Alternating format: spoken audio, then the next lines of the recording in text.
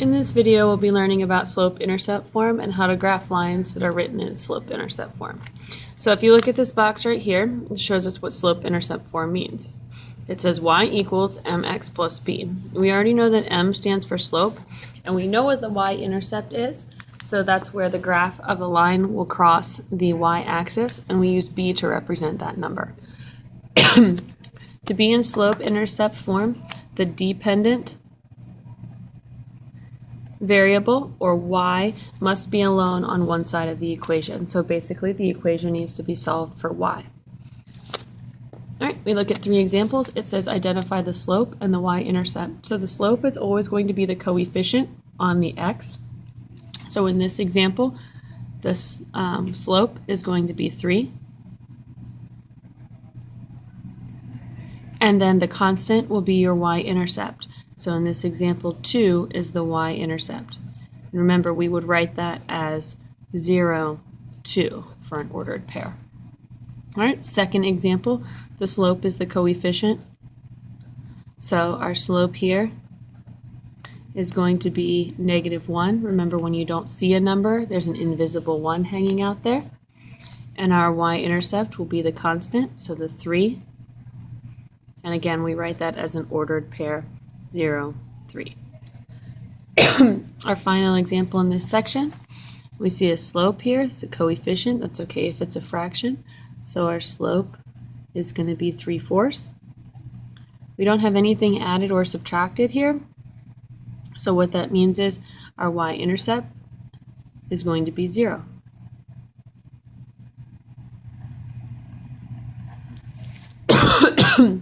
Features of slope-intercept form. Okay, slope is m. And just a reminder, this is the change in the y's over the change in the x's. Numerator tells whether you go up, so if the numerator is positive, you go up, or down if the numerator is negative. The denominator tells you whether to go right if it's positive, or left if it's negative. The y-intercept is b, and this is the point where the graph crosses the y-axis, and it's always in the form 0 and then whatever the y-coordinate is. All right, turning the page, graphing in slope-intercept form. So the steps are to identify the slope and the y-intercept. Slope is the coefficient of x when y is by itself. Y-intercept is the constant when y is by itself. So we plot the y-intercept of the graph, and then we're going to use the slope to create more points on the line. Numerator is up or down. Denominator means move left or right.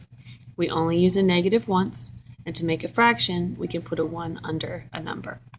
Then we draw a line through the 2 points, and remember that the line needs to have arrows at both ends.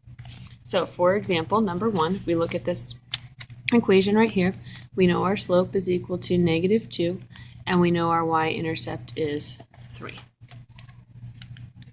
So the y-intercept, we're going to write this as 0, 3, and we can go ahead and plot that point. So we go 0, and then we go down to, or up to 3. Our slope is -2, so we can write that as -2 over 1. And -2 tells us that we go down 2, and then a +1 tells us we can go right 1. The other way we could have written the slope, -2, is a +2 over a -1. And this would tell us that we go up 2, and then we go left 1. So there's 2 ways to think about that slope. So if I look at my first one, down 2, right 1, I would go down 1, 2, and I would go right 1 point, and I'd end up right here. If I use up 2 and left 1, I would go up 2 and then to the left 1. And notice I form a line. If you get something that's not a line, that means you made a mistake and you want to go back and check your work. And then you want to connect your points together. You can use a ruler or the edge of a notebook, and if it's not perfect, sometimes I make my dots a little bit bigger. and then draw my arrows on the end. All right, second example, I have y equals negative 3/4 x minus 4. So the first thing I want to do is identify my slope and my y-intercept. My slope is negative 3/4. Or I could also write that, like we learned before, 3 over negative 4, as long as I use the negative just once. And then my y-intercept, b, is equal to negative 4. Remember, we have to grab the negative sign out in front. So if I were to write that as an ordered pair, it would be 0, negative 4. So I start by graphing my y-intercept. I go down to 0, negative 4. And then I can use my two different slopes here. So remember, this guy right here, negative 3/4, means I would go down 3. And I would go right 4.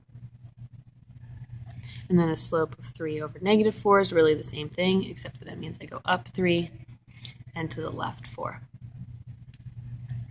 So if you notice on my picture, it's not possible for me to go down 3 because I run out of the graph.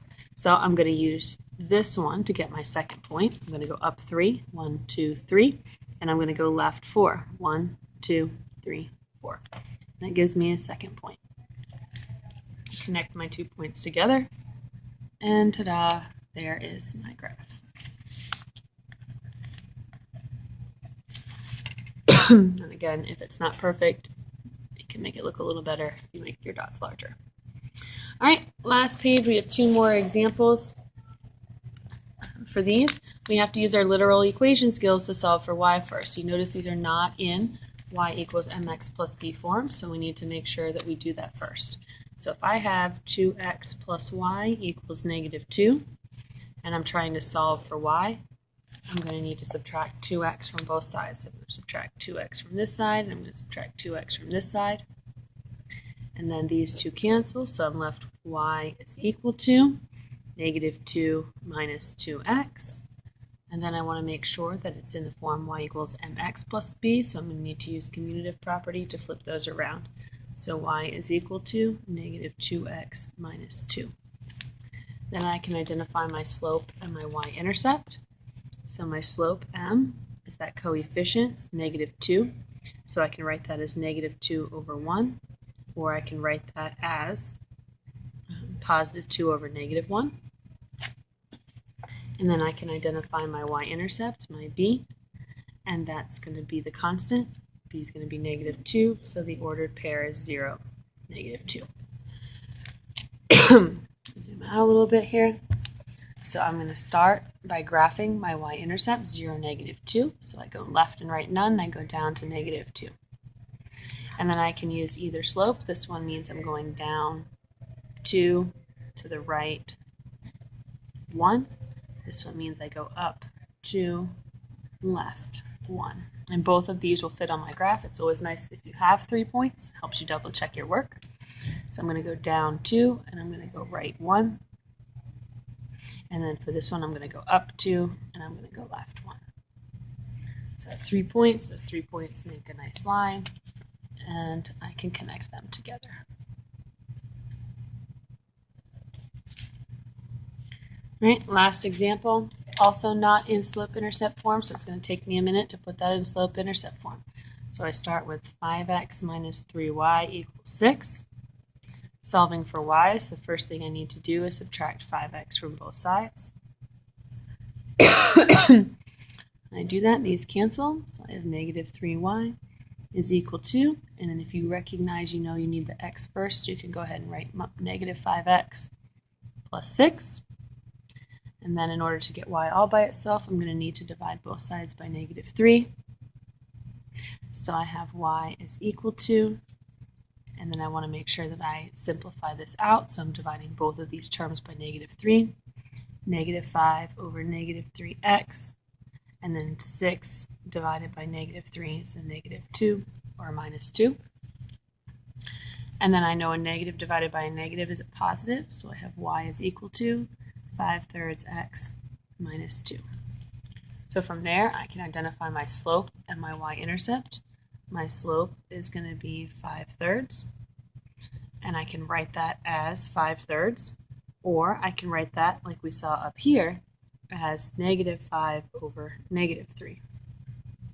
And then my y-intercept, b, is at negative 2, So that ordered pair would be 0, -2. So I'm looking at my slopes here. 5/3, this means I'm going to go up 5 and I'm going to go right 3. This one means I would go down 5 and left 3. All right, so starting with my y-intercept, 0, -2, go to 0, -2. And then I cannot go down 5. I end up off the graph 1, 2, 3, 4. So I can't use this one, but I can use up 5, right 3. So I'm going to go up 5, 1, 2, 3, 4, 5, and then I'm going to go to the right 3, 1, 2, 3, and there's my second point. One last time, we're going to connect those 2 points together. Draw the arrows.